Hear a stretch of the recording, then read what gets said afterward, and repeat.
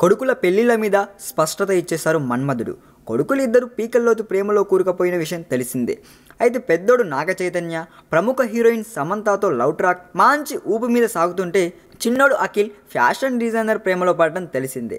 అఖిల్ ప్రేమ ముచ్చట కాస్త ఓపెన్ అయినా చైతు సమంతల లవ్ ట్రాక్ మీద మాత్రం ఇప్పటి వరకు అధికారిక కన్ఫర్మేషన్ లేదనే చెప్పాలి. అలాంటిది తాజాగా నాగార్జున ఇద్దరు కొడుకుల పెళ్లి ముచ్చట సరదాగా పెదవిప్పారండోయ్. మొదట అఖిల్ పెళ్లి విషయానికి వస్తే, అఖిల్ నిశ్చితార్థం శ్రేయా భూపాల్ అనే ఫ్యాషన్ డిజైనర్తో డిసెంబర్ 9న జరుగుతుందని, అదంతా అఖిల్ ఇష్టం మేరకే ముహూర్తం నిర్ణయించినట్లుగా నాకు వెల్లడించారు. ఇక చైతు సమంతల లవ్ ట్రాక్ గురించి ప్రశ్నించిన మీడియాతో నిర్మోహమాటంగా తన మనసులోని మాటను చెప్పేశారు.